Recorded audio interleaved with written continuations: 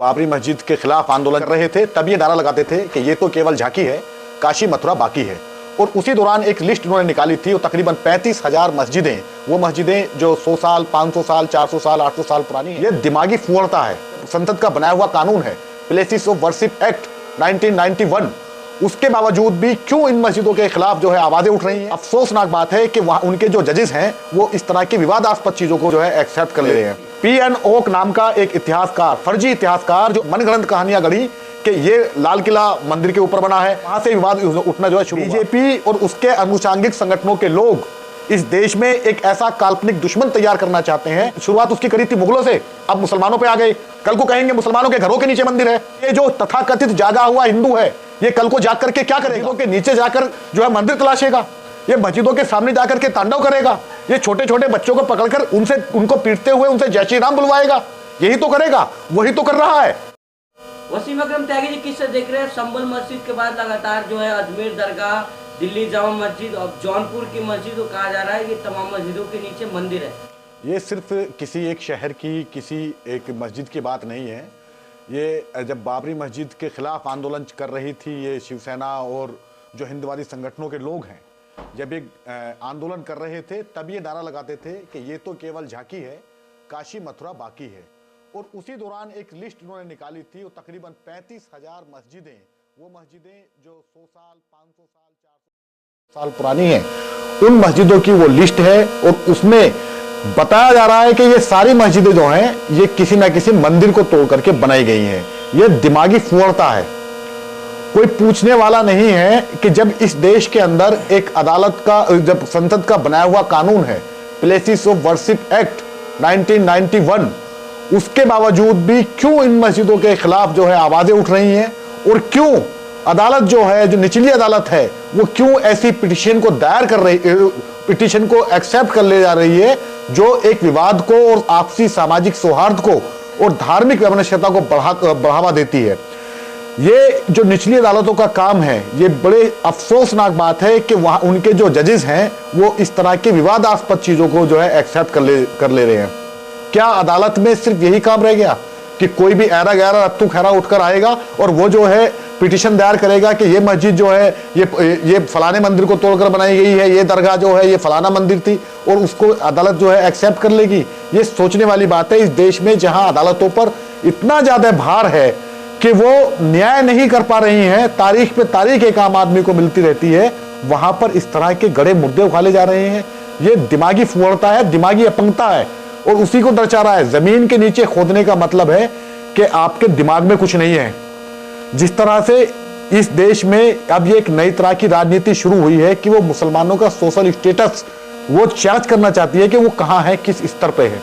आप चाहेंगे, अभी तो कह रहे हैं कि मस्जिद के नीचे जो है मंदिर है, कल को कहेंगे मुसलमानों के घरों के नीचे मंदिर है, क्योंकि 33 करोड़ देवी देवताओं का वास है और मुसलमान तो यहाँ पर 25 करोड़ के आसपास ही हैं। जो आबादी की, जो 2011 की जो जनगणना है उसके मुताबिक अगर देखें तो 20 करोड़ हैं। तो इस तरह से मुसलमानों की प्रॉपर्टियों को भी कब्जाने की ये एक षड्यंत्र है, और इस देश को ये दर्शाने की कोशिश है कि हम आगे नहीं जा रहे हैं, बल्कि विश्व गुरु का नारा देकर पीछे जा रहे हैं, पीछे की तरफ जा रहे हैं। ये उसकी कोशिश है। इसमें जज साहब तो कह चुके हैं ना कि भाई स्टेटस तो उसका सर्वे करके चेक तो कर ही सकते, उसमें वर्शिप एक्ट कहीं भी वो नहीं आता, बाधा नहीं डालता। अच्छा, आज आप स्टेटस चेक करोगे, कल को कहोगे कि इसी तरह जिस तरह से जब सुप्रीम कोर्ट ने ये कहा अपने फैसले में, बाबरी मस्जिद का जो फैसला दिया था कि मस्जिद का निर्माण मंदिर तोड़कर नहीं किया गया था, वही सुप्रीम कोर्ट ये कह रहा है कि स्टेटस चेक करेंगे। क्यों चेक करोगे स्टेटस आप? कल को कोई कहते जहां सुप्रीम कोर्ट बना हुआ है, यहां पर जो है हमारी हवेली हुआ करती थी, चेक करवाएंगे उसको, उसका सर्वे करवाएंगे? नहीं तो जिनके साथ अत्याचार हुआ, अत्याचार किसके साथ हुआ? सवाल यही है कि किसके साथ अत्याचार हुआ। एक पीएन ओक नाम का एक इतिहासकार, फर्जी इतिहासकार, जो अंग्रेजों ने हायर करके इस देश के जो आपसी ताने बाना है, सामाजिक सौहार्द का जो ताना बाना है, जो हिंदू मुस्लिम एकता है, उसे तोड़ने के लिए उसने एक मनगढ़ंत कहानियां गढ़ी कि ये लाल किला मंदिर के ऊपर बना है, मस्जिद जामा मस्जिद ये मंदिर के ऊपर बनी है, और इस तरह की तमाम ऐतिहासिक धरोहरें जो हैं वो बता दी कि ये जो है ये मंदिरों के ऊपर बनाई गई है। और वहां से विवाद उठना जो है शुरू हुआ। जिस बाबरी मस्जिद को लिए कहा गया, वहीं तुलसी ने लिखी रामायण, तुलसी ने लिखा मस्जिद में खाई वो भीख मांग के खाई वो मस्जिद में सो गई, यानी कि भीख मांग के खाई और मस्जिद में सो गई। सो गए। तुलसीदास ने क्यों नहीं जिक्र किया कि बाबर ने मस्जिद तोड़ी थी या उसने मुगल शासकों ने मंदिर तोड़े थे? क्यों नहीं जिक्र किया उस चीज का?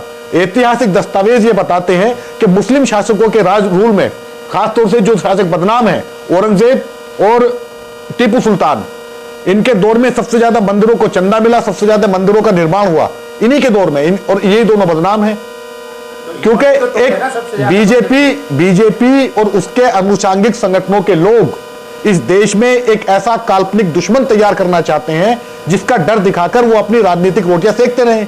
और वो उन्होंने काल्पनिक शुरुआत उसकी करी थी मुगलों से, अब मुसलमानों पे आ गए। आज कह रहे हैं कि मस्जिद के नीचे मंदिर है, कल को कहेंगे मुसलमानों के घरों के नीचे मंदिर है। कहां तक रोकेंगे आप?